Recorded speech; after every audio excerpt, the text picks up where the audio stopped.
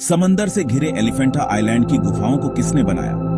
मुंबई के समंदर किनारे एक हादसे में 110 लोगों से भरी एक नाव पलट गई। इस हादसे में अब तक करीब 13 लोगों की मौत हो चुकी है, जबकि कुछ लोग गंभीर रूप से घायल हैं। जानकारी के मुताबिक भारतीय नौसेना की एक स्पीड बोट से हुई टक्कर इस घटना की वजह बनी। यह हादसा गेटवे ऑन ऑफ इंडिया के पास हुआ।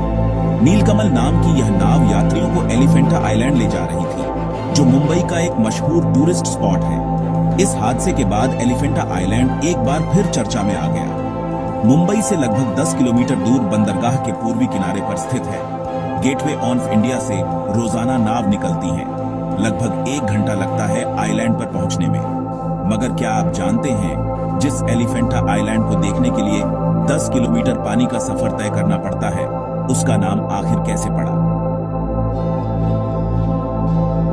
पुर्तगालियों ने दिया एलिफेंटा नाम मुंबई से लगभग 10 किलोमीटर दूर बंदरगाह के पूर्वी किनारे पर स्थित है, जिसे पहले घारापुरी द्वीप यानी गुफाओं का शहर भी कहा जाता था। एलिफेंटा नाम पुर्तगालियों की ओर से यहां पर बने पत्थर के हाथी के कारण दिया गया था। इस हाथी को पहले तो उन्होंने साथ ले जाने का फैसला किया, मगर आखिर में इसे समुद्र में फेंक दिया, क्योंकि उनकी जंजीरें मजबूत नहीं थीं।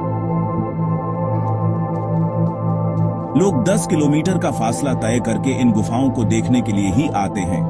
यहाँ कुल 7 गुफाएं हैं और अनेक देवी देवताओं की मूर्तियां हैं।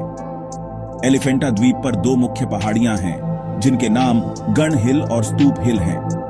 गण हिल का नाम यहाँ रखी ब्रिटिश युग की 2 तोपों के आधार पर रखा गया है, जबकि स्तूप हिल का नाम उन बौद्ध स्तूप के अवशेषों के आधार पर रखा गया है जो यहाँ खुदाई के दौरान मिले थे। एलिफेंटा का निर्माण किसने किया था? एलिफेंटा गुफाओं का निर्माण किसने कराया? यह आज भी एक रहस्य है। हालांकि इतिहासकारों का मानना है कि इन गुफाओं का निर्माण चालुक्य और राष्ट्रकूट साम्राज्य के दौरान हुआ था। राष्ट्रकूट एक शाही भारतीय राजवंश था, जिसने 6वीं से 10वीं शताब्दी के बीच भारतीय उपमहाद्वीप के बड़े हिस्से पर शासन किया था। कहा जाता है कि राष्ट्रकूटों ने 5वीं से 6वीं शताब्दी के मध्य में एलिफेंटा गुफाओं का निर्माण कराया था। गुफाएं हिंदू भगवान शिव को समर्पित हैं और यूनेस्को की विश्व धरोहर स्थल है। गुफाएं अपनी चट्टानों को काटकर बनाई गई मूर्तियों के लिए जानी जाती हैं। एलिफेंटा की गुफाओं को साल 1980 के दशक की शुरुआत में यूनेस्को की विश्व धरोहर स्थलों की लिस्ट में शामिल किया गया था। पहले यहां रहना मुश्किल था।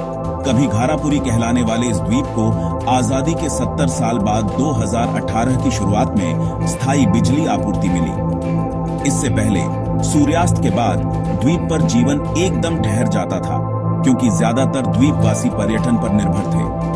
द्वीप पर 3 गांवों राजबंदर, शेठबंदर और मोरबंदर में लगभग 1200 लोग रहते हैं। केंद्र ने अरब सागर के ऊपर मुंबई और एलिफेंटा गुफाओं को जोड़ने वाले 8 किलोमीटर लंबे रोपवे के निर्माण की परियोजना को मंजूरी दी थी, जिससे 1 घंटे की नौका यात्रा मात्र 15 मिनट में पूरी हो जाने की बात कही गई है। 2022 में ही इसके पूरे होने की संभावना थी, मगर अभी तक इसे खोला नहीं गया है।